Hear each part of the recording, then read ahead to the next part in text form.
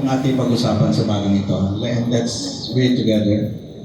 Empowered to be fit. Isa pa po. Empowered to be fit. No?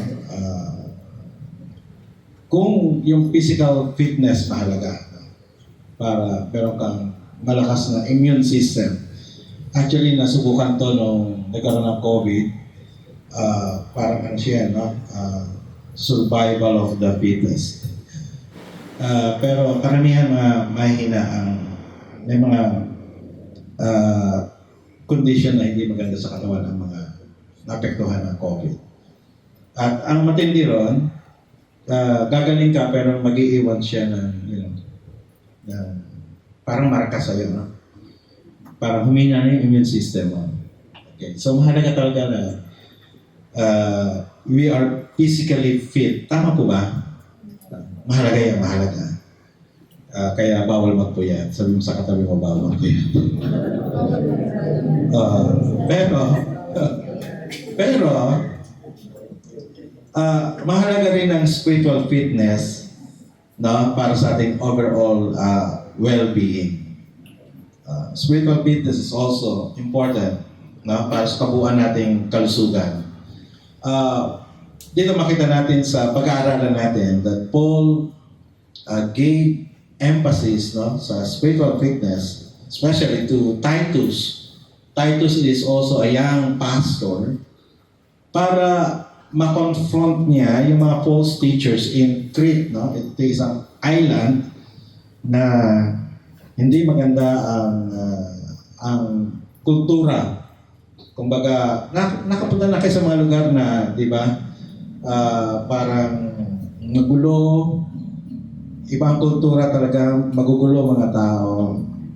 Have you been there na? Mga ganong lugar. Ang Creta, parang ganon. Magugulo mga tao. Kaya ito yung babasahin natin in Tito chapter 1, verse 5 and the following. At samahan niyo ako sa pagbasa. Iniwan kita sa Creta upang ayusin mo mga bagay na dapat pang ayusin at upang magkalaga ka ng matatandang pinuno ng iglesia sa bawat bahay ayon sa verse 9. Sapagkat maraming tao, lalo-lalo na mga galing sa Judaismo ang suwail at nanliling lang sa iba sa pamagitan ng mga katuruan walang kapuluhan. Kailangan pigilan sila sa kanilang mga ginagawa sapagkat ginugulo nila ang mga pamilya at nagtuturo ng mga bagay na hindi dapat ituro. Kumita lamang sila sa lapi. Verse 12. Isa na rin ang taga-Creta na kinikilala bilang propeta ang nagsasabi, ang mga taga-Creta ay wala din sinungaling, asal tayo, kalugan na matakaw. Verse 16. Ang sabi nila ay kilala nila ang Diyos na nandito pinapasok ng alingan ng kanilang mga gawa. Sila ay kasuklan-suklan, suwain at hindi na bagay sa gawain ng buti. Kung makita natin yung background ng sunulat ni Pablo kay Tito, dalawa problema ni Tito. Una, may false teachers. Pangalawa, yung ugali ng mga taga-roon. Di ba? Kung ikaw si Tito, sabihin mo, Pablo, alisin mo na ako dito. Ilipat mo ako sa ibang lugar. No? Di ba? Ang sabi doon sa verse, balikan na natin verse 12. Ano itong mga taga-Creta ay palaging sinungaling, pangit yung descriptions nila. Asal hayop, batugan, at matakaw. Yung batugan na yan, ang literal na meaning niyan, magulo. Magulo. Itong magugulo na to. Something like that. Unruly. Okay? Tingnan natin yung verse 16 sa NIV. Tingnan natin. Let's read together. They claim to know God, but their actions, they deny Him. They are detestable, disobedient, and unfit for doing anything good. Sabi gano'n. Itong mga false teachers na ito, including those Cretans who believe to these false teachers, are unfit for doing anything good. At lagi natin sinasabi yan. Ito lagi natin sinasabi. Kapag tama ang doktrina, tama ang pamumuhay. Hello? Pag tama ang turo, tama ang buhay. Tama po ba? Pero pag mali ang turo, siguradong mali ang buhay.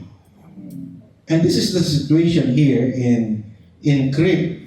Merong false teachings and therefore, ang nangyari ito, unfit for doing anything good.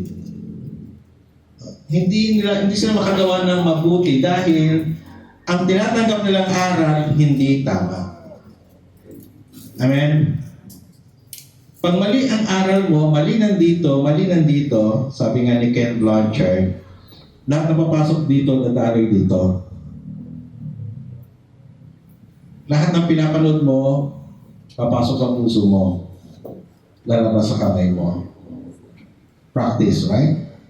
Yung 4H, head, any information will go directly to the head, flows to the heart, and then hands, your practice. Ulit-ulit, and that's your habit. Hello? Tama po ba? Ito yun. Kung ano napakinggan nila, nasa puso nila, ginagawa nila, at patuloy na ginagawa. That's why they are unfit for doing anything good. Kaya hindi sila gumagawa ng tama kasi mali ang kanilang paniniwala. Balik tayo sa physical, no? Kapag, ayan, ito na yung picture. Tingnan yan. Pag physical, kapag pinapasok mo sa katawan mo, ano yung kinakain niya? Junk food. Basura. Basura nga junk nga siya. Junk food. Ay, mga bata rito, ha? Yan, bebe, bawal bumili sa school, ha? Paano may nagtatago dito sa likod ni Isabel? If you're eating junk, what will happen to you? You are unfit. Tama? Pinapatay mo sarili mo, tama? Kaya patulad yan. Ganun din, spiritually speaking. No? Junk food. Junk spiritual food. We will be also unfit to do good. Di po ba? Pero kapag, ito, mga bata, listen, mga bata, tingin. Yan, kumakain ka ng gulay, di ba? Magiging ganyan ka. Okay? Hindi malusog. So, this is also true spiritually. We cannot be fit for doing good works if we feed on false and unsound teachings. Hello? Sino ang ating pinakikinggan? Ano ang ating pinakikinggan? At yun tayo. Tito 1:15 said, sabay-sabay, malinis ang lahat ng bagay sa may malinis na isipan, ngunit sa masasama at di sumasampalataya, walang bagay na malinis sapagkat marumi ang kanilang buti at isipan. Di po ba? Always starts here. Lagi nagsisimula sa ating pinakikinggan. Pag malinis, pinapasok natin, of course, practice natin malinis. Marumi, pinapasok natin, marumi din natin practice. Tama po ba? The good news is, this is the good news. Kasi nga tayong tao, minsan, mas pinipili natin yung hindi malinis. Tama po ba? We are weak. Hello? We are weak. Mahina tayo. And we need to be empowered by God.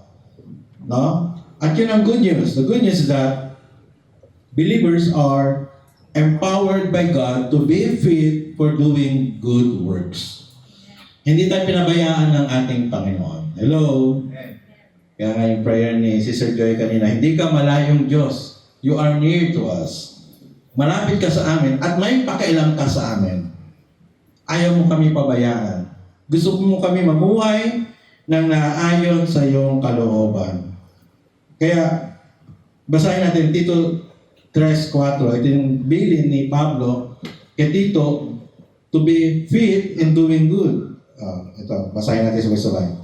Ngunit nang mahayag ang kabutihan at pag-ibig ng Diyos ng ating tagapagligtas, iniligtas tayo, hindi dahil sa ating mabuting gawa, kundi dahil sa kanyang habag sa atin. Tayo'y iniligtas niya sa pamagitan ng Espiritu Santo na naghugas sa atin upang tayo ipanganak na muli at magkaroon ng bagong buhay. Masaganang ipinakaloob ng Diyos sa atin ang Espiritu Santo sa pamagitan ng ating tagapagligtas na si Jesucristo upang tayo gawing matuwid sa pamagitan ng kanyang kagandahan loob at tayo maging tagapagmana ng inaasahan nating buhay na walang hanggan. Verse 8. Mapagkakatiwalaan ng araw na ito.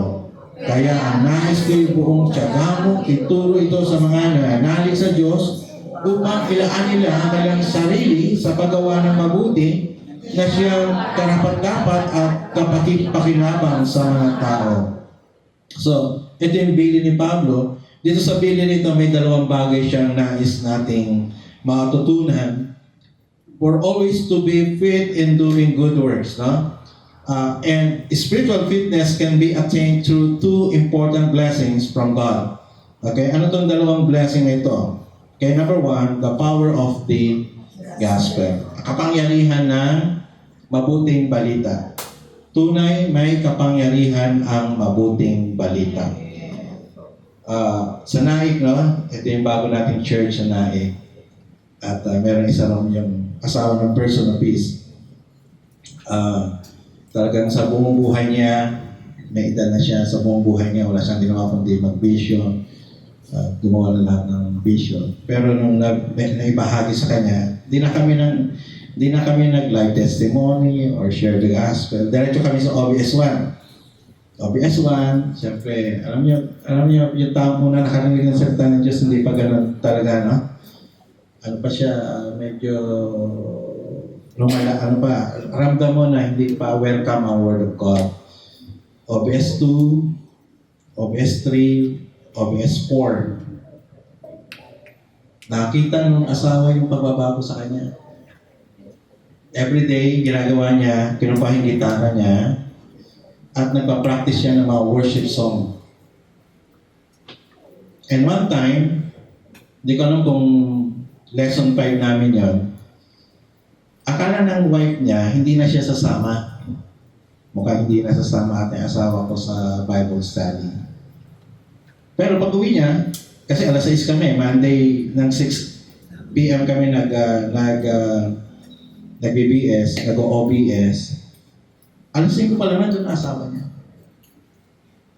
Nagulat niya asawa, aga mo. Kasi dating officer, pinakamataas sa Boy Scout of the Philippines.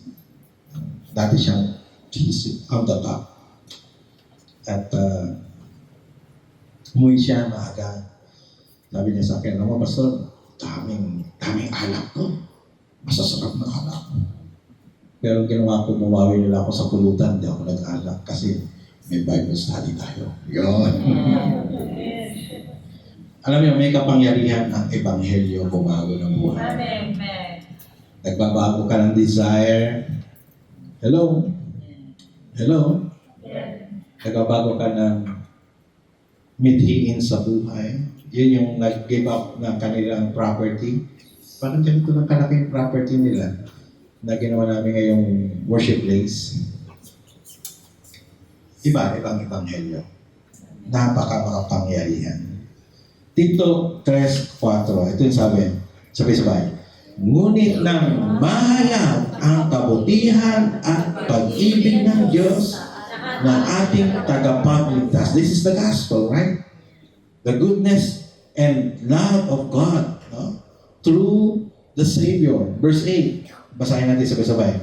Mapagkakatiwalaan ang aral na ito.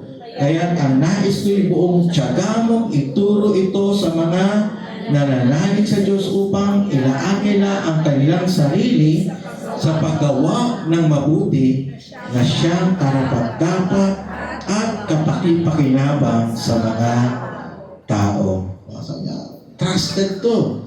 Kaya ituro mo talaga ito. Kasi kapag ituro mo ito, ano sabi niya? Ilalaan nila ang kanilang sarili sa paggawa ng mabuti. Sa malakas na inan po doon. Itutulak ka. This is the fuel, no? Ito yung nagtutulak sa atin to do good works. Ang ebanghelyo ng Panginoon. Now, Paul also spoke of this powerful gospel to the church in Rome. Ano sabi niya sa Romans chapter 1 verse 16? Ito ay sapagkat hindi ko ikinahihiya ang ebanghelyo patungkol kay Kristo sapagkat, yung kulay dilaw, malakas po, basahin natin. Ito ang kapangyarihan ng Diyos sa ikaliligtas ng bawat isang sumasampalataya. Ang ebanghelyo ay una para sa mga Hudyo at sunod para sa mga Hentil. There is power in the gospel. May kapangyarihan sa ebanghelyo ng Panginoong Hesukristo. Verse 17, sige nga po, basahin natin sabay-sabay. Ito ay sapagkat sa ebanghelyo ang katuwiran ng Diyos ay nahayag mula sa pananampalataya patungo sa pananampalataya ayon sa nasulat, ang matuwid ay mabubuhay sa pamagitan ng pananampalataya. The righteous shall live by faith. Ang gospel o ebanghelyo ng kaligtasan, ng kapatawaran at bagong pagkatao ay epektibo at makapangyarihan lamang sa mga sumasampalataya. Hindi siya, ang gospel, walang, sabi nga pa ni Jesus, huwag mo ibigay ang perlas sa mga baboy kasi aanhin nila yan. Okay? Ang gospel ganun din. Meron siyang pakinabang sa mga sasampalataya. Amen? Kahit nandiyan ang ebanghelyo, pero pag hindi ka sumampalataya, di ka nagtiwala, walang dating sa iyo ang ebanghelyo. Pero may kapangyarihan to kapag ikay sumampalataya. Kaya nga po, meron siyang urgency, no, to preach this gospel to all. Kaya nga po, kahit malayo yung pagbilaw at dagdag trabaho, pinupuntahan pa rin. Punta pa rin doon sa pagbilaw, kahit mahirap magbiyahe roon. Pero pupunta ka. Bakit? Because of the gospel. Because of the Lord Jesus Christ. Romans chapter 10 verse 14, and let's read together. Papaano nga sila tatawag sa Kanya kung hindi sila sumasampalataya sa Kanya? Papaano sila sasampalataya sa Kanya kung hindi sila nakakapakinig patungkol sa Kanya? Paano sila makakapakinig kung walang mangangaral? Okay, so need to preach the gospel. Kailangan may mga hayo, kailangan may mga ngaral ng ebanghelyo. No,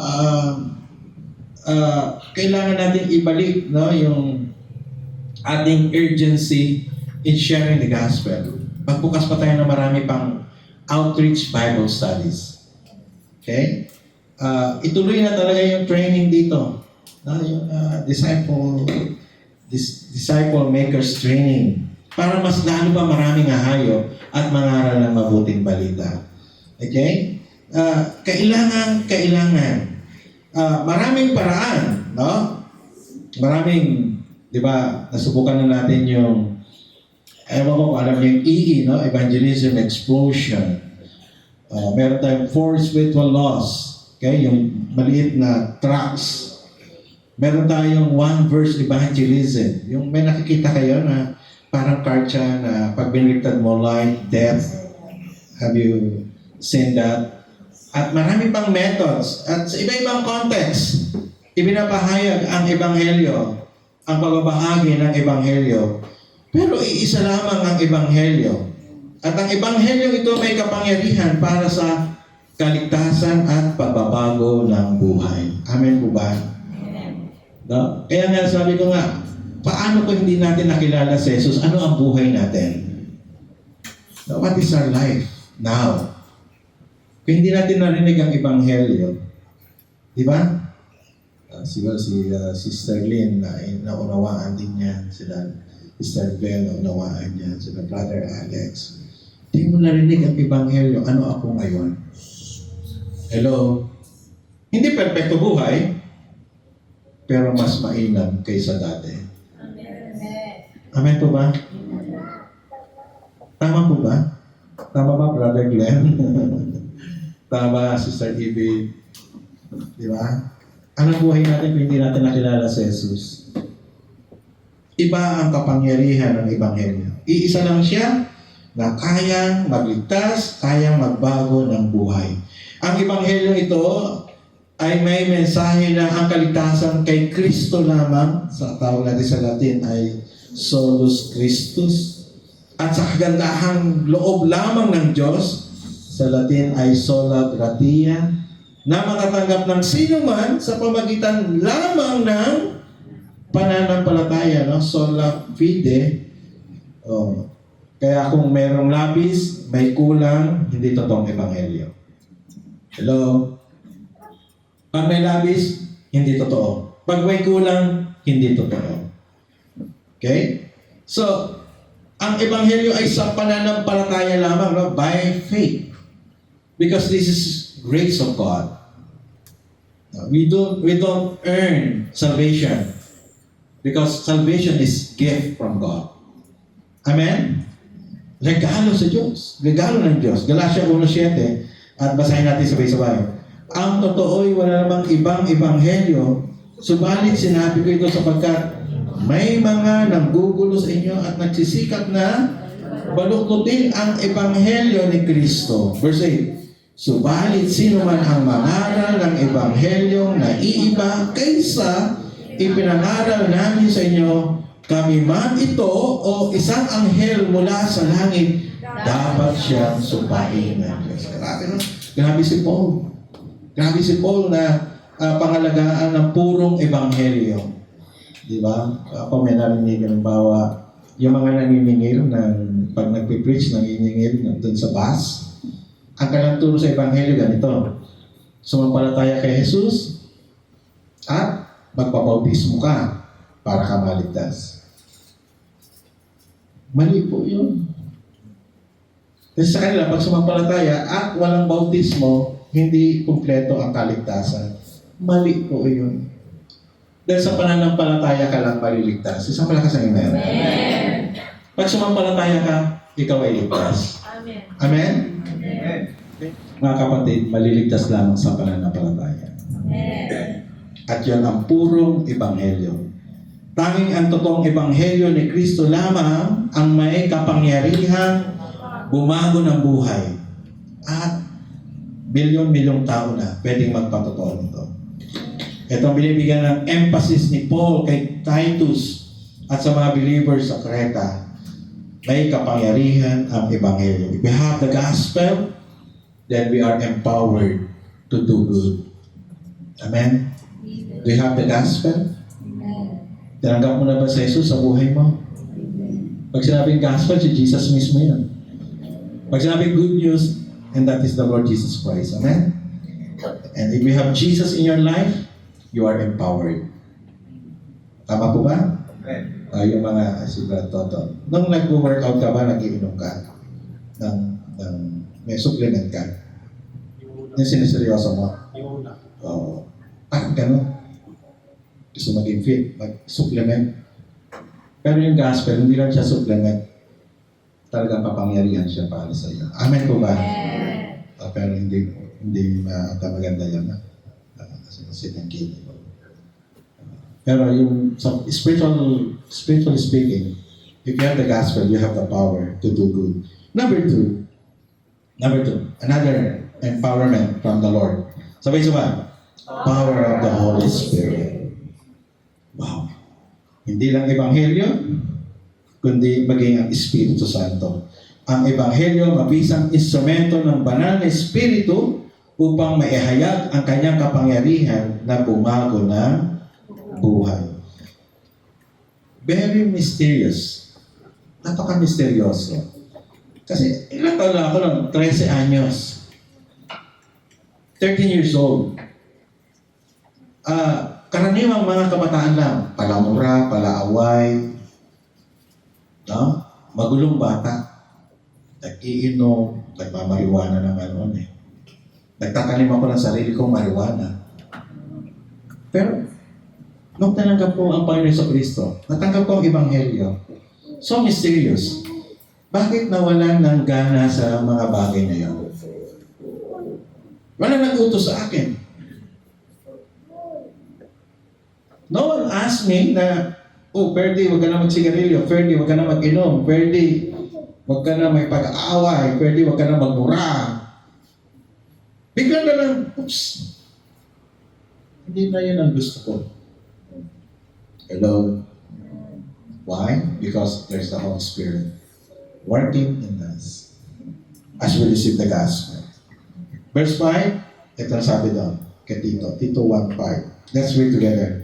Iniligtas na tayo, hindi dahil sa ating mabuting gawa, kundi dahil sa kanyang habag sa atin, yung kulay dilaw, malakas. Tayo'y iniligtas niya sa pamagitan ng Espiritu Santo na naghugas sa atin upang tayo ipanganak na muli at magkaroon ng bagong buhay. Sumagot ang amen na lahat. Amen. Because of the Holy Spirit. The Holy Spirit working in us. Verse 6. Masaganang ipinakaloob ng Diyos sa atin ang Espiritu Santo sa pamagitan ng ating tagapagligtas na si Jesucristo. Verse 7.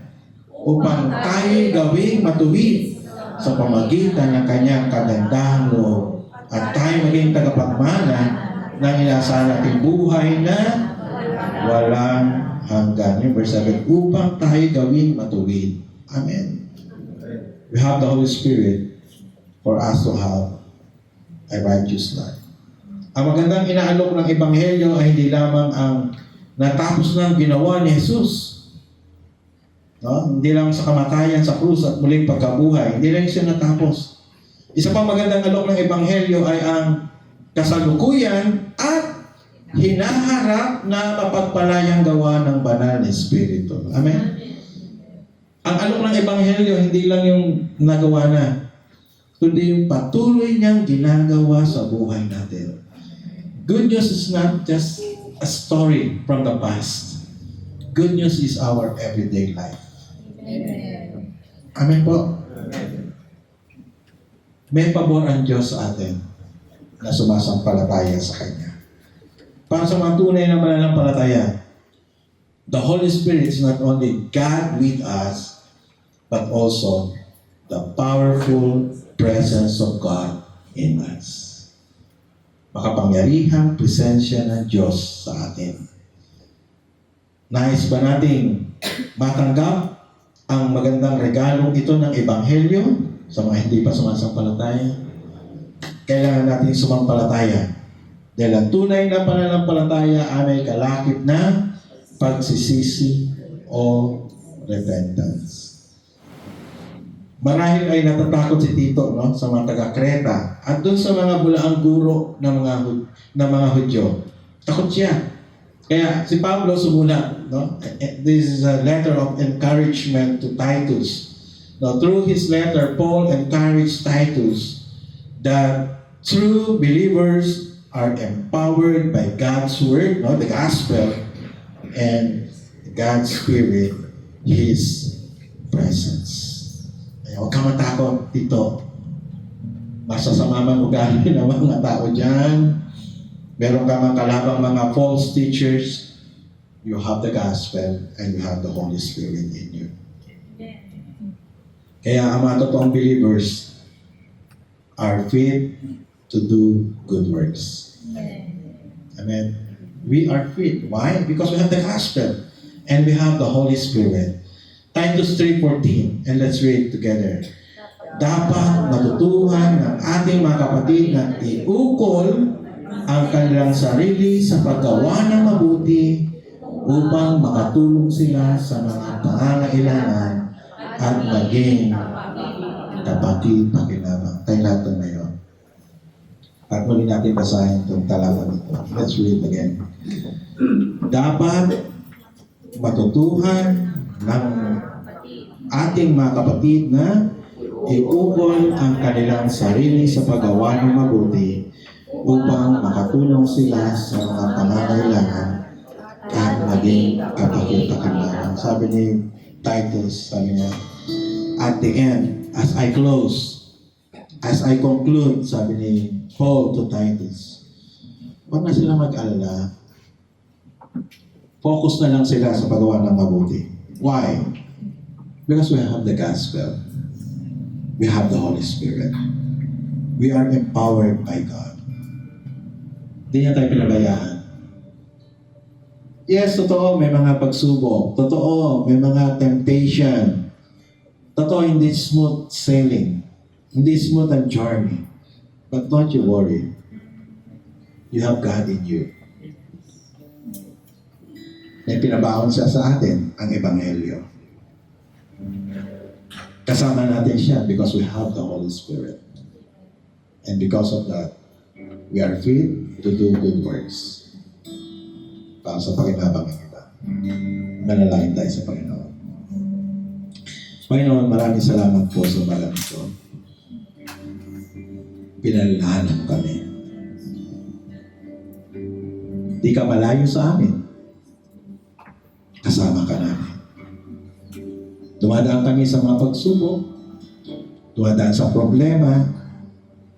Dumadaan sa temptation. Dumadaan sa pagpipili. At minsan malapit na kami makipag-compromise.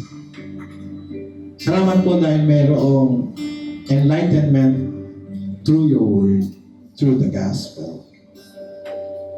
Salamat po, Panginoon, niliwanagan mo na ang mga isipan namin sa pamagitan ng mga salita mo, sa pamagitan ng Ebanghelyo. At salamat dahil ang banal na Espiritu ay patuloy na gumagawa para sa amin. Hindi niyo pababayaan ang inyong mga anak. Sasamahan niyo, tutulungan niyo, magtagumpay sa anumang kalagayan sa buhay. Panginoon, katulad sabi ni Pablo kay Tito at sa mga mananampalataya sa Creta, ituon namin ang aming mga sarili sa paggawa ng mabuti dahil pinalakas mo na kami, Panginoon. Maraming salamat po. Maraming salamat po sa kalakasan ng Diyos. Di namin kaya sa aming sarili, pero kaya niyo. Mahina kami, pero malakas kayo. Salamat po. Pagpalain ng bawat sa narito, bawat pamilya na naririto, Panginoon. At pamilya na nasa ibang lugar, nasa ibang bansa, sa amang dako, sa mundong ito, Panginoon, nalalaman mo ang pangangailangan, nalalaman mo ang kanilang kalagayan, nalalaman mo mga hamon nila sa buhay. Katulad din namin, Panginoon, maunawaan nila na taglay nila ang kapangyarihan nagmumula sa iyo. Di mo kami, O Diyos, iniwan na ulila. Bagkus, nariyan kayo, dinagdagan niyo pa kami ng kalakasan upang mapagtagumpayan lahat ng bagay sa mundong ito. Panginoon, dalangin ang nalalapit naming anniversary sa September 7. Dalangin ang pagbibigay ng karunungan, ng kagalingan, spiritual gift sa mga may bahagi sa paghahanda, praise and worship team, mga dancers, at iba pang may bahagi, mga pastors, mga membro na dadako doon. Lord, ihanda mo kami lahat sa masayang pagdiriwang ng iyong katapatan sa City of Hope. Huwag mo rin kami pagkulangin sa lahat namin pangangailangan, Panginoon. Dalangin din na ang mensahe na ibibigay sa anniversary ay mangusap sa mga bisita namin, especially kay Mayor, kay Vice Mayor, at sa iba pang mga darating doon na hindi pa mananampalataya. Mangusap ka sa buhay nila, aming Diyos. Panginoon, dalangin din ang pangailangan about Iglesia na City of Hope, a church building doon po sa Dasma, worship place doon po sa Marikina, yung mga OBS na bagong bukas na naging church, Panginoon, at mga OBS na established na, Panginoon, pagpalain mo lahat ng ito, kasama lahat ng mga OBS leaders. Dakilang Diyos, na amin din pong dalangin na mga may karamdaman sa oras na ito, iunat mo ang iyong makapangyarihang kamay at dampi sa bahagi ng katawan nila may karamdaman. At sa pangalan ng Panginoon Kristo, palayain sila sa karamdaman ito. Dalangin din, Panginoon, dumadaan sa mga pagdarahop, dumadaan sa pagkukunan. Lord, you are our Jehovah Jireh, our provider. Lord, ipagkaloob mo pangangailangan nila. Mga natatakot because of the challenges in life, bigyan mo sila ng lakas ng loob, Panginoon. So sa ito, igawad mo yung mayamang bendisyon, basbas sa amin nawa. Ang banal na Espiritu nga naan sa amin patuloy mag-manifest ang may kapangyarihan sa buhay namin. Ipagkakaloob lahat ng mabubuting bagay na kailangan namin upang patuloy namin isulong ang kapakanan ng iyong ebanghelyo. Punuin kami ng iyong kagalakan. Punuin kami ng iyong kapayapaan. Kapahingahan sa iyong presensya lagi namin maranasan. At ang iyong kalapitan, pabor, laging sumaamin. Ibalik lang lahat na papuri, pagdakila, paglulahati sa pangalan ng Ama, ng Anak, at ng Espiritu Santo. Amen. Amen. At Amen. Hallelujah.